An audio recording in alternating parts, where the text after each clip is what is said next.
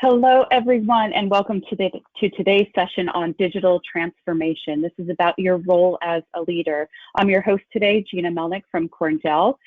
Before we get started, and as everybody kind of comes into the room and finds how to kind of get yourself settled on today's session, you're all on mute on purpose just to avoid any kind of distractions and background noises. Ask questions, please.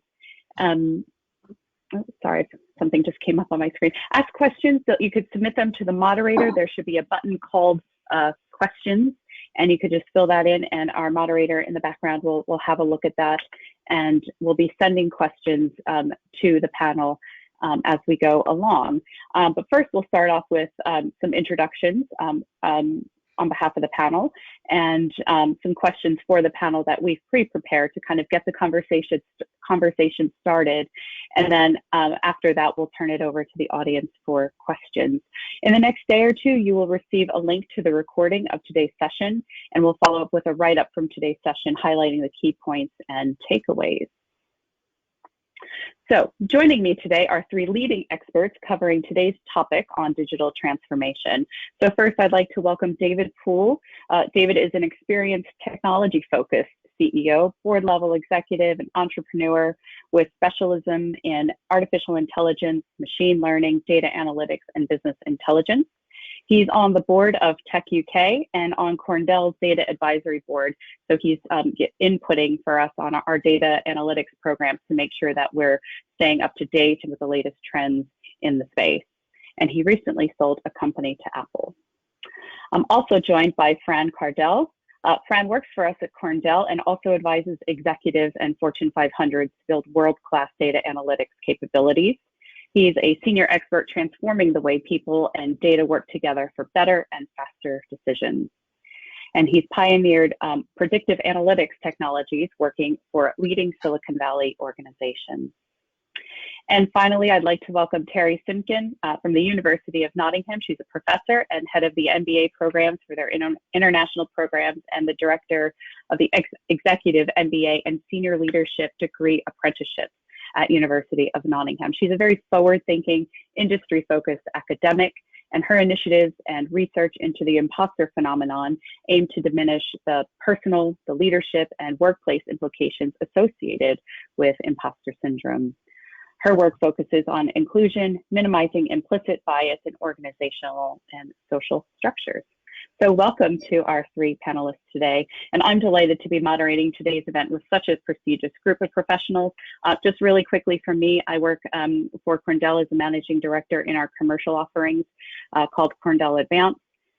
Spent most of my life in finance, CFO roles across financial services, pharma, data companies. And I think one thing I really wish I had, as you know, having a lot of data on hand and my team being responsible for analyzing a lot of data, is I wish I had programs like the ones that we'll talk about at the end of this session. It would have been really useful for me and my team back in the day. So with that, I'd like to get started with our first question. I'll just tee it up for David first, followed by Fran. It's really about digital transformation. It is the high-profile change program of the moment, and businesses and organizations across the world are really digging in and investigating what does it mean to be digital first or technology first. But sometimes I, like many other people, probably wonder, well, what does that really mean? So, David, from your experience, can you share some examples? What does digital transformation mean in practice, and what are the opportunities presented by digital transformation? And again, I know it's a long question. How does data fit into that? So, maybe what does it mean in practice? What are the opportunities, and how does data fit into all of that? Okay. Well, thanks, Gina. Can everybody hear me? Okay. Good. Yeah, good. So yeah, I think probably just to start, right now we're going through probably one of the largest digital transformation projects the world has ever seen. The COVID-19 pandemic, words we'd never heard of, like, furlough and terms that are all new to us now have become really embedded over the past year. And we're all just now used to addressing an audience of, people all over the country and maybe all over Europe from our kitchens or our offices, using technologies that we barely heard of, or we just used as a kind of a last resort. But these techniques and technologies that were kind of last resort are now very much front of mind, and are just generalized digital tools now. And so I think in the light of that, that's going to continue moving forward. We're not going to go back to old ways of working. This will just simply continue on. But just as a practical example of digital transformation, of one of many projects that I've worked on, I just want to highlight the example of Rolls-Royce. And we all know Rolls-Royce, major employer in the Midlands. And Rolls-Royce had a traditional business model. They like to pride themselves. I'll tell you about the aero engine division now rather than the car division. But they had a strategy of selling very complicated pieces of engineering that you attach under the wings of aircraft, and that sort of gets everybody around the world in short order. And but they started to realize that as they put more and more sensors on engines of aircraft, they were actually spinning off a lot of data. So that the latest generation of Trent engines has about 3,500 to 4,000 sensors on each engine.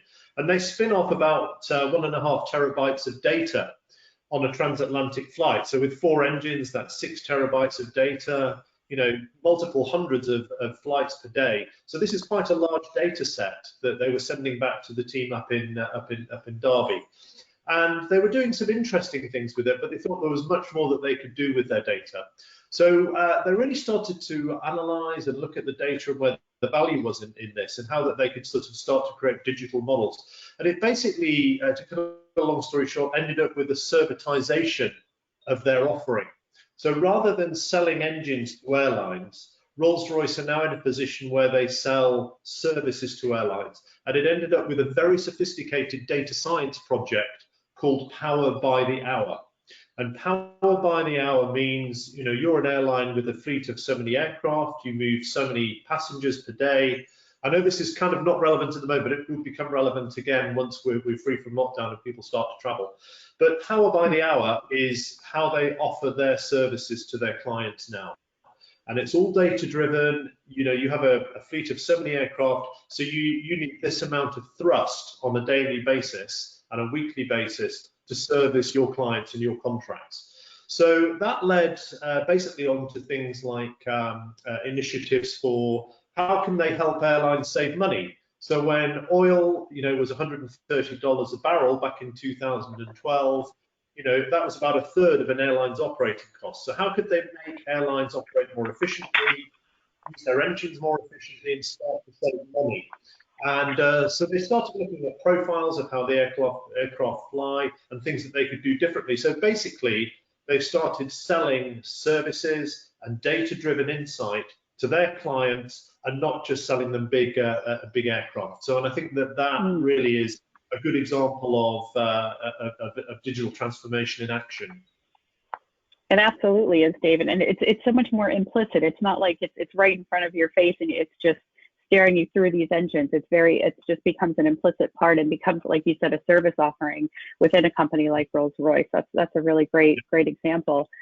Fran, over to you. What about you from your experience about what digital transformation means in practice? Well, first of all, this question will mean different things to different people. So I think that if everyone in the audience thinks, what is your view of digital transformation? What David is saying will resonate, I think, with everyone. But I'm sure that you have as well your own experiences. So the first thing is that there's different answers to different people. But I think there is a common theme, and I'll build on what David was saying, is the ability to do more. Think about what you are able to do more with the digital transformation. Today, we are embracing this online communication, so we are able to communicate with more people faster, etc. So this is one example of doing more. But I think since most of the audience is going to be executives, think about whether you are able to pursue more valuable opportunities. So for example, I've been working with a leading Fortune 500 CPG company, and we were able to rationalize discounts, rationalize pricing, and rationalize the presence online and in a store, which is something that currently we need to define. What stores do we are able to keep open, particularly on a specific global markets. I know that in the UK currently we don't have many open. So it's like, how do you evaluate these opportunities? And so this rationalization exercise, we were able to untap a trap value of several $1 million. So these are one of the things that you can do. You can do more with those $10 million probably. As an employee, you want to do more. You want to get access to better information. You want to get access to information now. You don't want to wait for things to come out in a week from a report. So you're able again to do more. So your employees are able to be more productive, more augmented, etc. And what about customers? What they love is iconic experiences. So what about doing more for them? What about giving them better interactions? So I think that this is, again, the theme of digital transformation, doing more of everything. Yeah, that's really, that's a great point. It's a great theme too, isn't it? Because there's so much more you could do more. There's so much more data coming in. You know, the amount of data that we consume as consumers, as employees, as companies, it's just, it's quite it's breathtaking, I guess, for some. So it's about the tools and systems, right, to capture that data. It's sharing that data, and there's also, it's a cultural change, isn't it? It's you know, I think David and I were talking the other week about you know, a conversation you had with Elon Musk about, you know, Tesla's not a car company, it's a data company. You know, so the whole way we kind of live and work is really changing. So a transformation, it's a change program, encompasses the technical skills. You also need humans behind that to make that happen. And I think it creates a lot of great opportunities to be more efficient, personalize your offerings, like you said, Fran, for customers to harness things like AI, machine learning, blockchain, and so forth.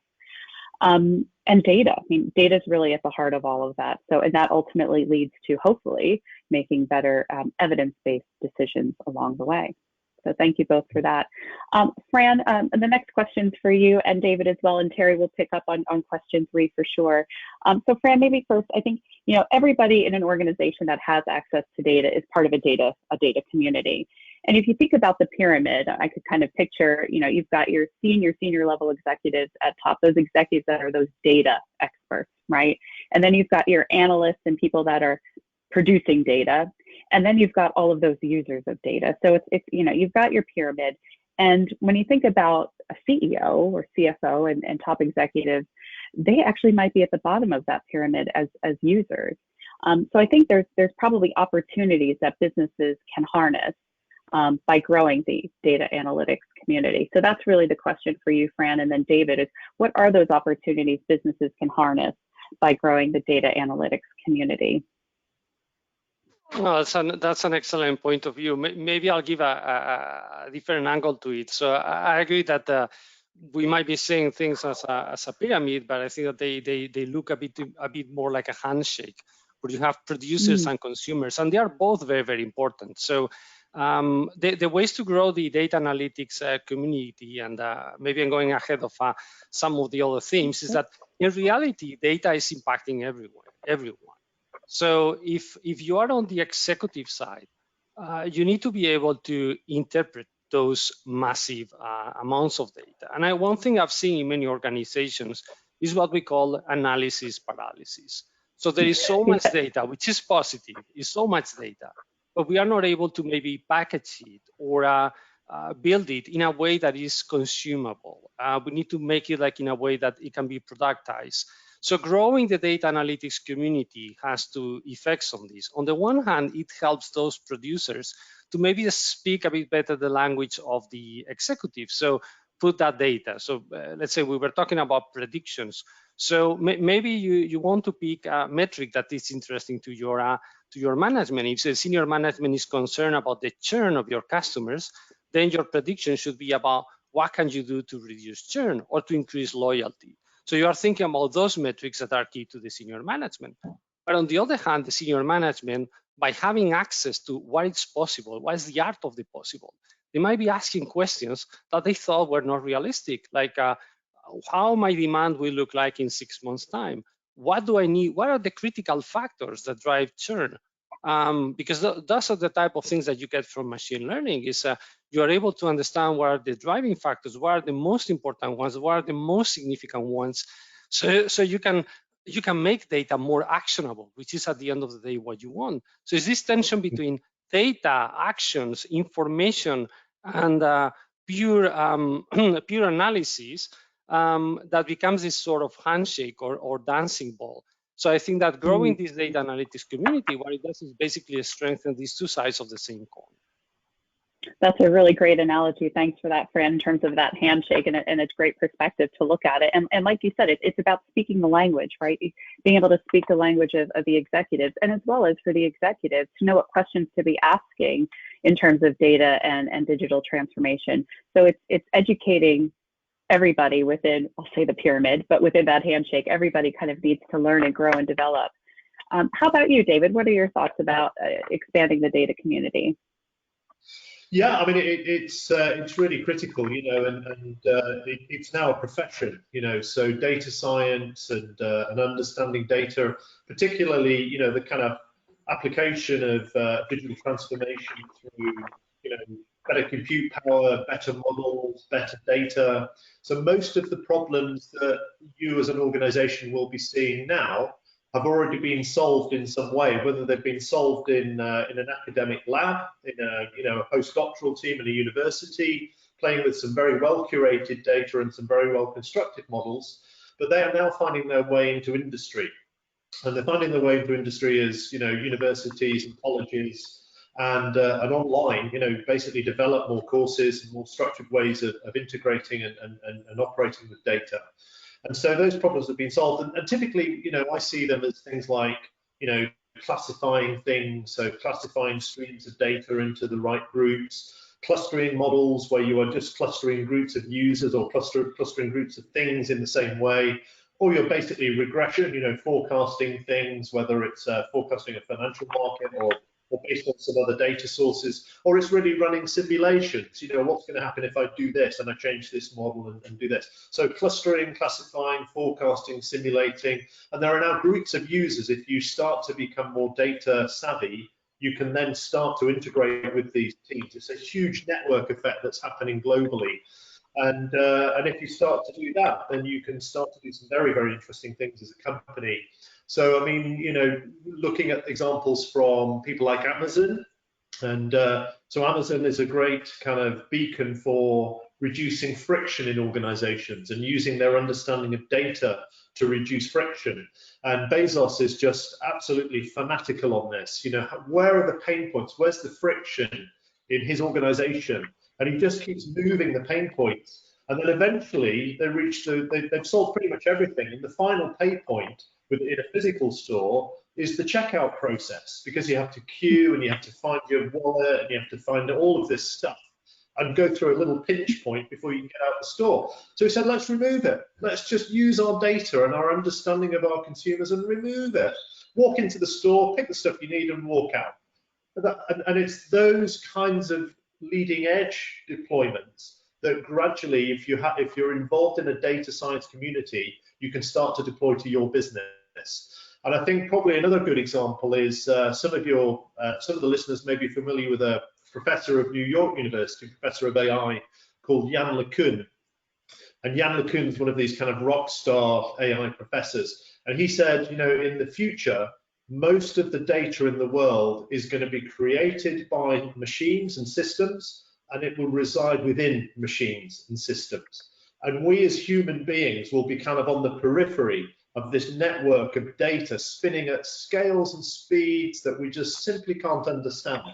And the only way we as humans will have an insight into it is by understanding the data science that underpins it. So I think, you know, and the examples of this are everywhere, and the best examples are the biggest companies in the world. So if you look at the world's largest companies now, the top 10 or top 20 companies by valuation, by capitalization, they used to be oil companies and car companies and banks and pharmaceuticals, but they are now all data companies. You know, the likes of Google and Amazon and Baidu and all of these companies. And what that means is that those companies in the biggest companies in the world sector, they used to be there for about 60 years. The average age of a company in the top 10 was about 60 years. Now I think it's about 10 or 12 years. So these are much younger companies, much more nimble, and they are trying to kind of, they understand the value of data, and they're trying to restrict routes to access that data. And the only way that we as kind of average companies have a way in is through data science. Yeah, really great points there, David. And it is hard to comprehend, how all that data will come out of machines and be, housed in there and kind of created within that. It is difficult, I think, for somebody like myself to comprehend. And I think it just reminds me that it's change, right? It's all about becoming that driver for cultural change, behavioral change, because you really need a community of people to be able to effectuate that change. So while the data might sit where it sits, you still need really good people. And I think, we know as organizations want to grow in this community, less than a quarter of technology leaders in the UK believe their organizations already have the skills to execute on those digital strategies. So I think we have quite a bit of way to go here and get people up to speed and, just creating new positions in these very large companies and small. Yeah. Excellent. Thank you both for that. So I'm going to turn it over to Terry now.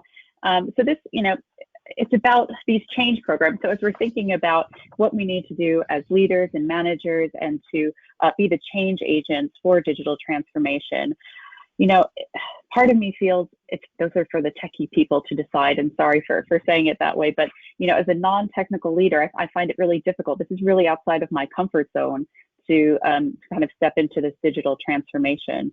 So the question is, how does digital transformation impact those who are non-technical leaders?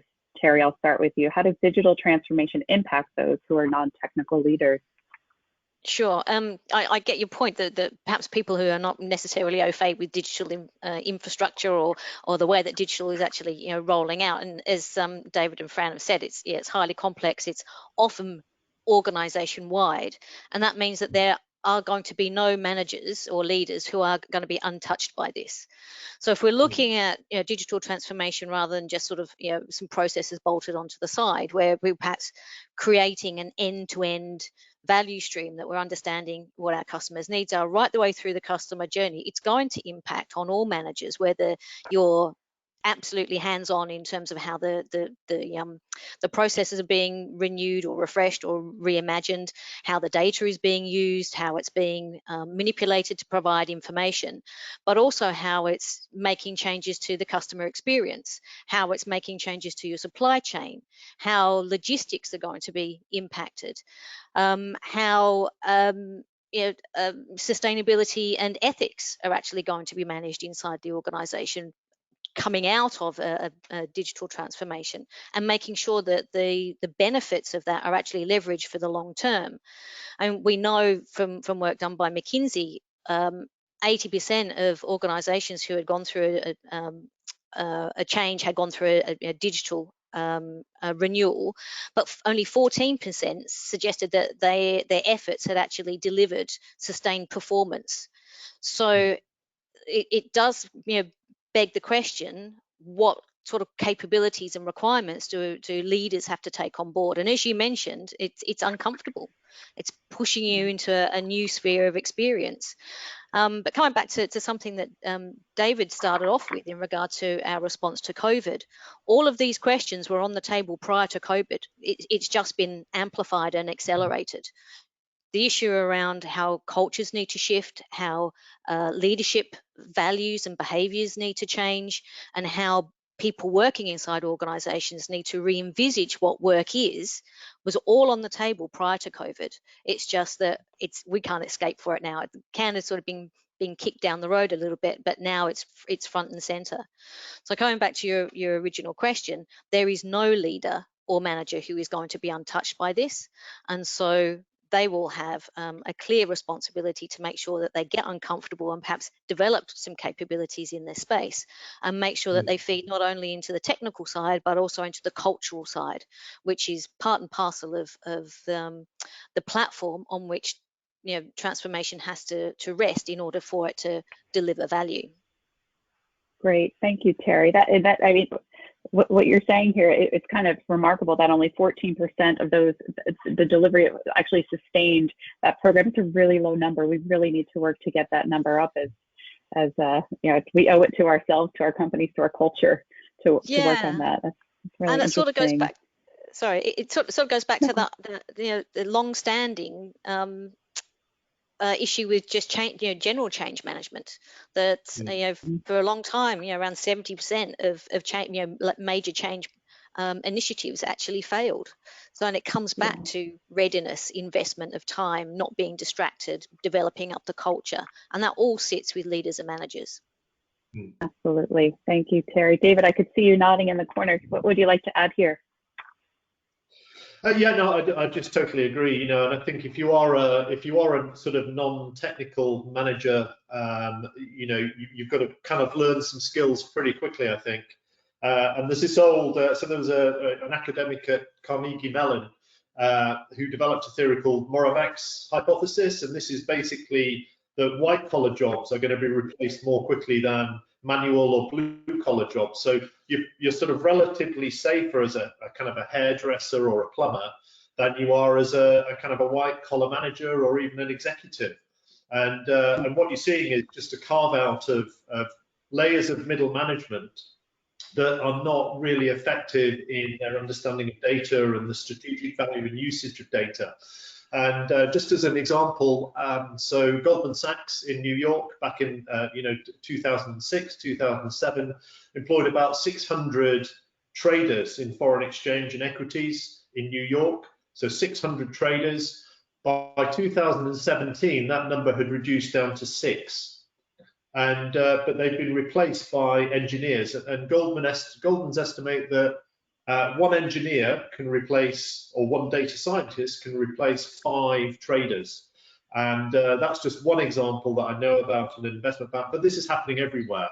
So, you've got to acquire the skills. These are scientific and mathematical skills, but as much of it as you can acquire and as much reading and understanding about the concepts behind it, the better armed you will be for the future of what's going to happen.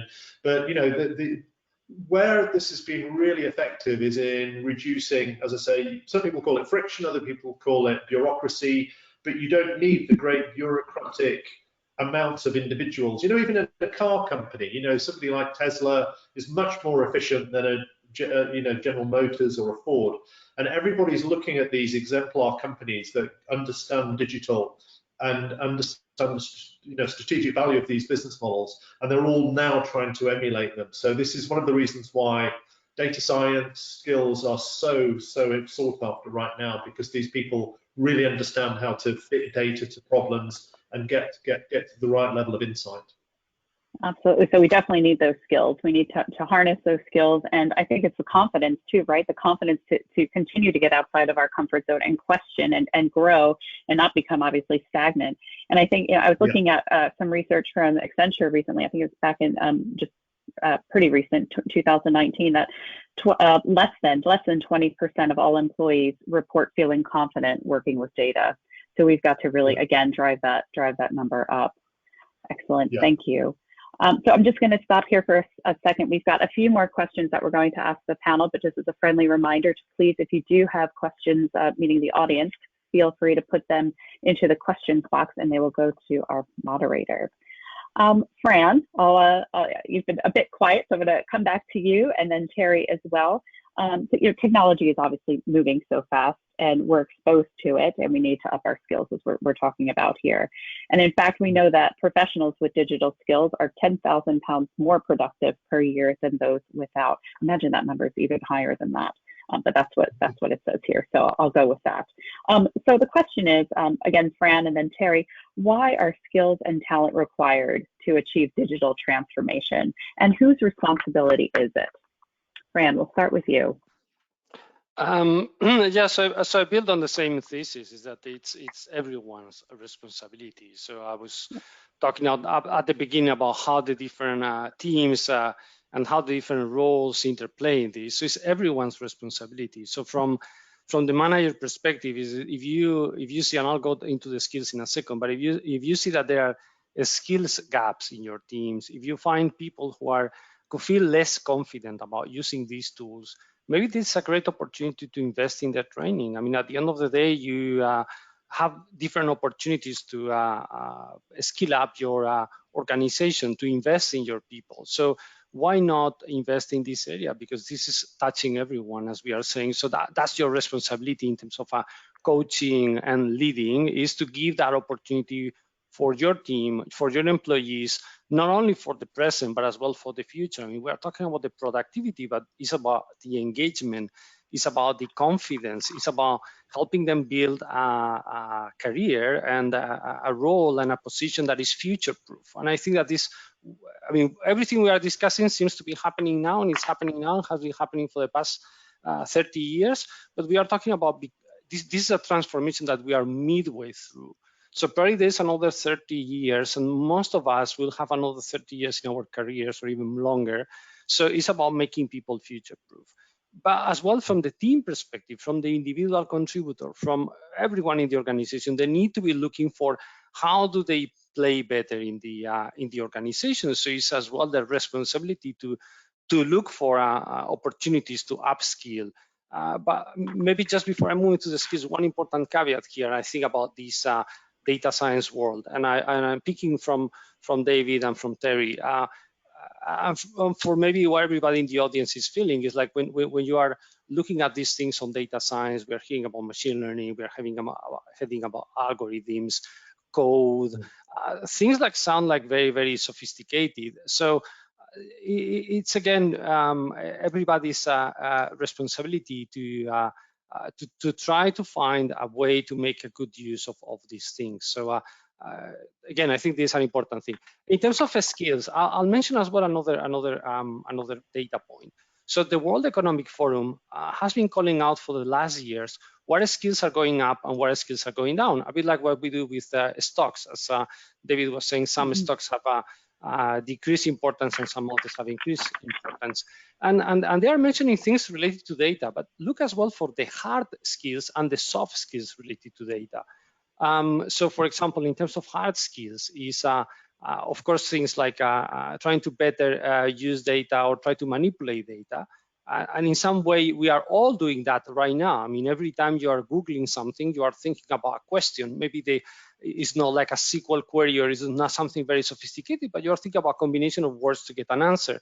And this is the direction data science is going. So it's kind of trying to understand these underpinnings. But there is a lot of soft skills like communication, storytelling. And I will mention one very important, which is collaboration. Think about where your data is residing today. How many Excel files do you have in your laptop? How much data is residing on internal databases?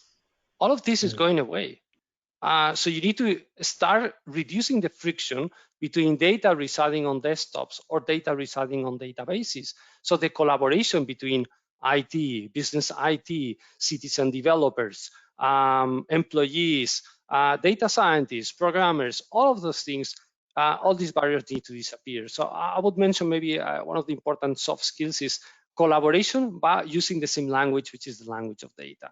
And just one last thing, when I was mentioning this, it's everyone's responsibility. It's as well your responsibility to look for a good coach and for a good mentor. And I think that this is one of the things that we try to do as well in our programs here, is to pair you with somebody who has been there, who has done that, who has been on that journey. Because there is a lot of materials online where you can try to learn things about data science or about machine learning, but having like a good somebody you are paired up with who's going to be helping you in that journey, I think this is very, very important. And I'll pause here. Absolutely, Fran. Thank you. It's when I think about the programs that we offer, and we will kind of talk a bit about our programs at the end, but I think we're very fortunate here in England is that we have access to the apprenticeship levy. So you know, companies who are investing in their people and are using, you could use that levy to go onto these programs. So it doesn't even come out of an L&D budget or a department budget. There's funding available for these to upskill, as you're saying, upskill. And like you said, it's not just the hard skills, which I think we'll come on to in a minute about the hard skills and the soft skills, but it is very, very important. Terry, how about you? Can you add a bit here about what's the reason behind the skills and talent required, and about whose responsibility is it?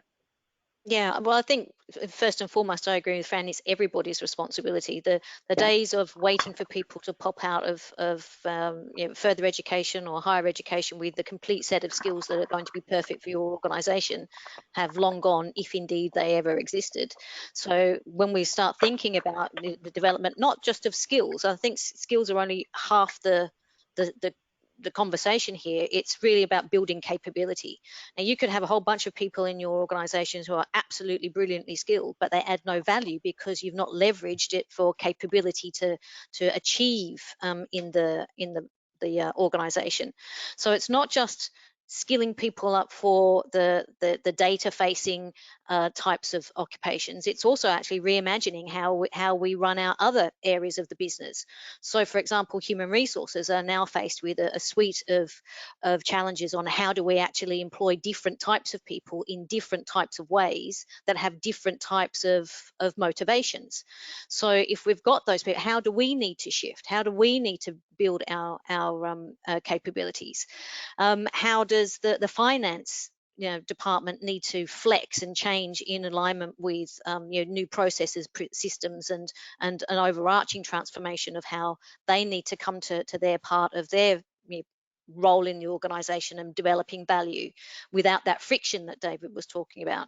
How do leaders build a different narrative around what their role is? We need to move away from command and control structures, which are highly bureaucratic, exist in that hierarchy, that pyramid that we were talking about before, to a more using Fran's word, collaborative, distributed leadership approach, where we are taking advice and insight from people who have got different suites of capabilities. So rather than the traditional notion of the board handing down the directives through senior management and down to perhaps the shop floor, as we might have seen in manufacturing traditionally, it is much more distributed. It's much more of an ecosystem.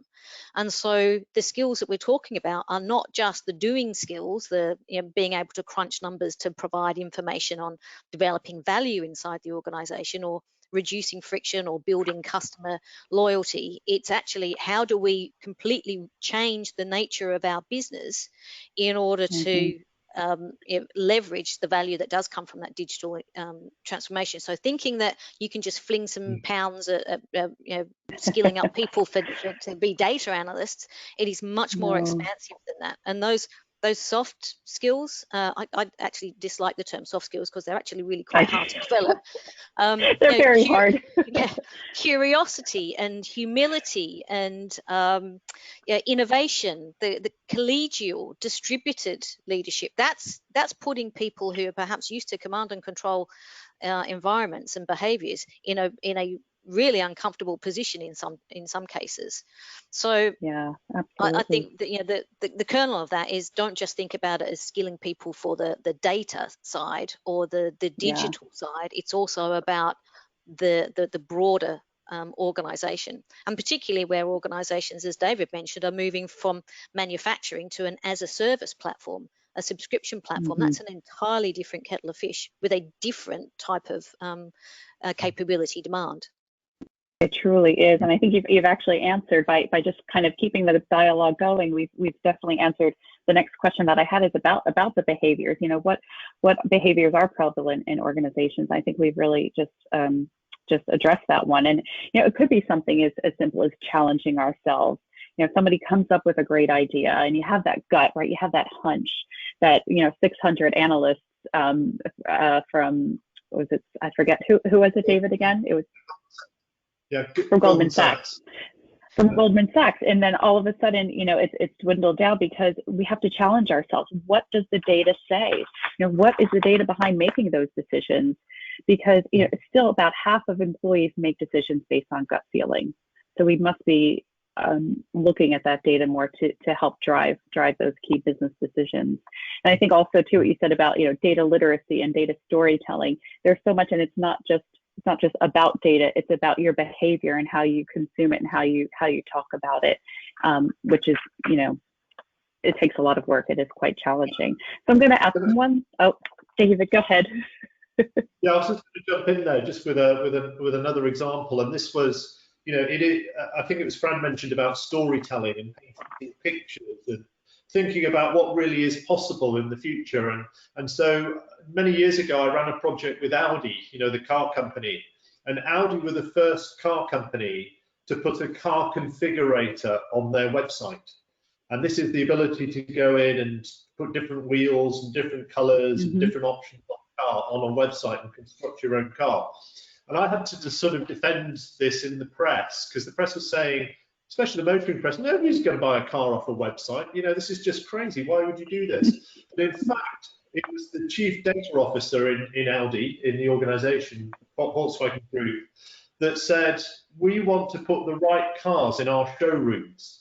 So what they did was they gathered this data, and they realized there were regional differences, that the cars that were being configured in the north of England were different from those in London, different from those in the regions.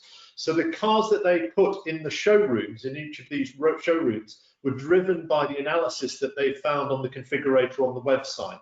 And that had a huge effect on conversion in the showrooms. But it was all driven by the vision of the chief data officer and the CMO to say, let's put a configurator on and gather the data and see what it tells us, and stop dealing with heuristics and stuff that we believe simply because it's ingrained in us. Absolutely, David. That's a really great example, and it's so practical. It's something we could really relate to as consumers out there. So yes, thank you for sharing that. And it is about, you know, staying cutting edge, being able to share your vision, not being afraid to come up with ideas that in the past might have been so far-fetched that you would never think of it, and now having that confidence to be able to say, I have an idea, and here's what it is. So I'm going to ask one last question. We're going to keep it short. We're going to keep it short because I do want to ask what questions are coming from the audience. I'm really curious to get to that as well. So how can individual managers and leaders develop new and existing talent too? Like when we think about expanding the data analyst community that we talked about, how can individuals develop those talents? I think, you know, Fran, you mentioned it earlier about our programs that we offer. Maybe talk a bit more about that. Fran, and then Terry, and then we'll turn it over to the audience. Yes, definitely. So I think it's a combination of three things. So what I try to mention first of all is that having this, let's say, paired or one-on-one sort of companionship. That's a key element of developing talent, and that this is covered in the programs we just shared. So I think it's about this piece, but it's as well within the programs, and I'm talking about our experience with different companies in these programs. It's as well about the different avenues. So we combine as well different paths of learning within the same program. So some people, for example, that I work with are coming from an Excel background, which in a way is close to data, but it's not machine learning. So how do you bring them on board? So that requires a different avenue, a different path than that for someone who has been in IT, maybe working with some programming tools, more IT-based, more backend, but they are not as they don't operate the same way as Python. So, but it's a different angle. So I think this is as well about the personalization of the journey. And I think the last piece is ensuring that this combination, and Terry, I pick your comment as well. Let's not talk about hard or soft skills, but is this combination about more communication, leadership skills with maybe what we think when we think about data science. We think a lot about the probably the computer related and not the human related skills. So it's combining the two, blending the two, and ensuring that throughout the program you are developing the two paths. So I think this is a bit of the blend. Yeah, absolutely. It's that intersection of data and people, and making sure that together we could fill that skills gap on both sides and bring it together and analyze it together, as opposed to just keeping them, you know, here's your data, here's the hard skills, so to say, and then here's your leadership and management skills. They definitely have to be interconnected at this point. Terry, maybe one last comment from you, and then I've got to figure out how to bring up the questions from the audience. Okay, yeah, very quickly, I think in regards to developing up these capabilities, these are not things that you can develop by some mysterious process of osmosis. These things are new, these things are emerging, so getting education and being alive to the opportunities that are being made available through all different types of education offerings. It is these types of capabilities are not things that you can just necessarily fall into. There is going to be, well, you do need to have a recognition that this is a conscious skill development. And of course, we've been in the STEM sector generally, languishing with massive skills and labour shortages for many years, and so that's not necessarily going to go away just because we might have shift focused a little bit. So in terms of investment, organisations, individuals collaboratively have to look at what capabilities are required for the business coming up. I mean, organisations such as Amazon, for example, have just invested $700 million into skills. They're not from scratch, but upskilling their people. So and of course, again, coming back to the HR issues, is this understanding where your gaps lie. What is it that we have in the organisation at the moment? Where is it that we need to be? What is that gap? Do we redeploy? Do we hire in? Do we redevelop? So there are a whole raft of questions to be asked on how you can match your skill requirements and capability needs with the extant, emerging and future needs of the people inside your business. Yeah, absolutely. And it's not a one size fits all, is it? It's just taking a look at all those different ones and matching them up, and well, probably using a lot of data to come to those right decisions. Yeah. I was just, as we were talking, and I was listening, I was taking a look at the questions that we have. But David, we do have a bit of time. I'd like to round it out as well and ask you that same question in terms of managers and leaders, the existing talent. What do you see from your area that you've been in business? Yeah, so very interesting. So I think what we need to do is just create more of a program, like if you go into medicine, you start off as a junior doctor, registrar, consultant, and you're requiring skills in different levels, in different disciplines. And it's almost, I remember when I was a graduate, I worked for IBM, and they put you all around the different parts of the business. You learn a bit about manufacturing, a bit about finance, a bit about marketing and engineering. And I think that, to create a really well-rounded, structured program where people come in, at an entry level in data science, and they can progress, and they've got choices in their career. And I think that that's really, really important. And we have the ability now, because data and these initiatives are so important across every industry, that we can do it. And it's a bit like, years ago, you would have people that would study finance and at university and go on to become chartered accountants or whatever. But you'd also have people that would go to college, maybe a day a week, and they would study bookkeeping and the general principles of bookkeeping. And I think in data science, you'll have obviously people who are experts in stochastic calculus from Cambridge and Imperial and Oxford, and they'll go on to to run trading funds and investment funds and do whatever they do. But there's this layer of understanding of data and curating it effectively and managing it properly and making sure that you're getting the insight out of it, and they can exist in every company. And so I'm certainly not diminishing bookkeeping in any way, but if you've got that skill set, you could become a fantastic data scientist. Yeah, absolutely. Yeah, you can. It doesn't matter what role you are, what level in the organization you are. It's open to everybody. Great, thank you, David. There are questions, and I do apologize because I can't see them very well. So I'm going to ask one of my colleagues, perhaps Heidi, if you wouldn't mind coming off mute and asking the questions to the panel, because I can't seem to access them right now. Apologies. Yep, no problem. That's fine. So there's one question that's coming around culture change. So the question is, how do you get user acceptance of change? Introducing new and better processes seem to generally meet resistance, as it's not what we usually do, or I'm used to the way we've done it for years. It seems any change to move forward meets resistance. So Gina, I don't know if you want to put that to. Yeah, I see it. They're all nodding. Who would like to take it? I'll pitch in very quickly. I mean, one of the fundamental platforms in not necessarily just culture change, but managing change just generally, is getting people on board, being able to create and communicate effectively the vision as to why this change is actually required, building what I call a coalition of the willing, people who are actually going to be advocates for that vision and who are at all different levels of the organization.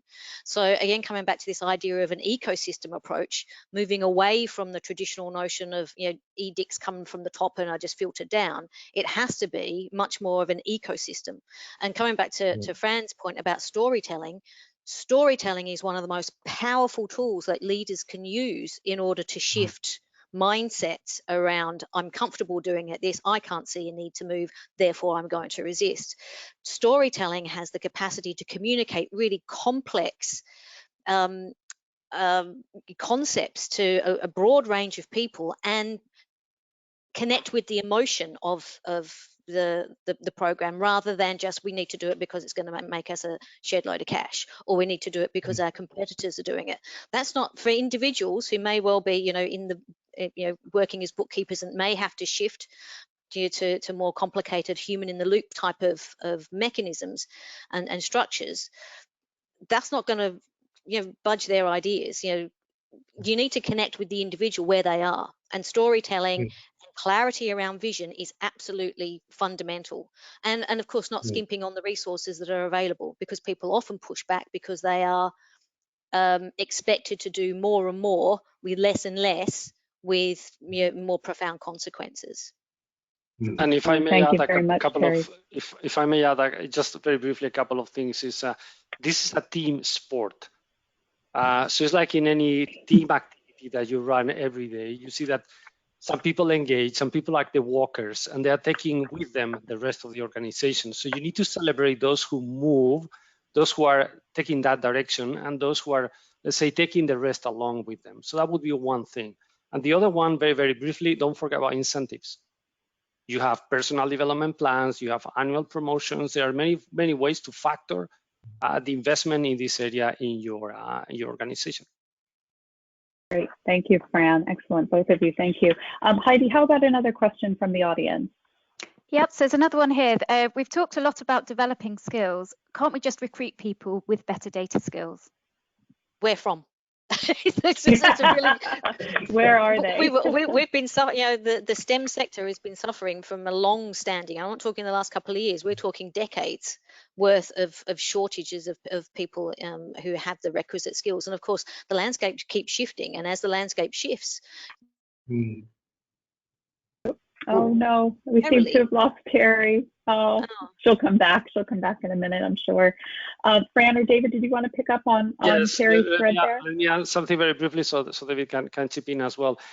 There is one thing that you should never forget. You have domain expertise. You have domain expertise. Any company, any department, anyone has domain expertise. And this is one of the three components of data science. I've been on the other side of the fence managing data science teams. And the problem of the data science is that they don't have this domain expertise. So don't forget that sometimes it's easier, as David was saying, is to train somebody on top of that domain expertise than do the other way around. And Terry, over to you. Oh, sorry, I'm not quite sure what happened there. Technical glitch, didn't do anything. Maybe it's all right. You came right back. I just got a bit exercised about the whole thing, but I've been dealing with these sorts of issues for the last 30 years with governments and big business, and indeed in the digital infrastructure sector. They just cannot fill roles. Their roles are going begging for 12, 18 months now in business critical occupations. So the idea that you can just pitch out your current workforce and replace them with new ones is not a mechanism I would recommend at all. As David mentioned, there's a whole raft of occupations there that are ripe for reskilling or upskilling in order to provide them with the capabilities. And of course, by pitching people out and bringing new people in, for example, you're losing a whole raft of value of institutional knowledge, understanding around what your business is, the history. And again, coming back, they have the stories. It's the stories that provide a platform to leveraging capability. So, without putting too fine a point on it, we don't have the people ready trained to do this. B, there is not a pipeline coming through at scale through universities, apprenticeships, FE, university technical colleges, for example, to meet the demand. So it has to be a whole of community approach. And as you say, you know, there are ethical issues as well. You know, David mentioned, you know, what happens when we take people out of the workforce and are perhaps are left with fewer options than they might have done because the landscape has shifted. You're just shifting the problem from one part to another. So it's, you know, it's about creating that pipeline, like you said. You know, you've got to upskill and retrain your current workforce, as well as find ways to create that pipeline through apprenticeships and university and programs, so that you can educate that next generation to come in. So as we need to replenish the workforce, they're there and waiting for those great opportunities to come in. Heidi, I think we have time for one last question, and then we're going to have to wrap it up. Okay, so someone has just asked the question: as an executive with no experience in data but growing responsibility in this field, should you start developing by learning the basics with the technical data science course, for example, or develop specific skills with a data analysis for management course, or would you recommend a different approach entirely? Shall I pitch in on this? It depends on Sure, where you actually see your capabilities being best used. What capabilities do you already have that can be leveraged in order to move into a role that's perhaps at the same level where you're at, or do you actually want to exit that and go right back to the very beginning and learn the basics? Things are moving so quickly that, you know, it's not necessarily an either or proposition. It's, well, what do I have already? How can I bolster that by the education that is on offer, but also at speed?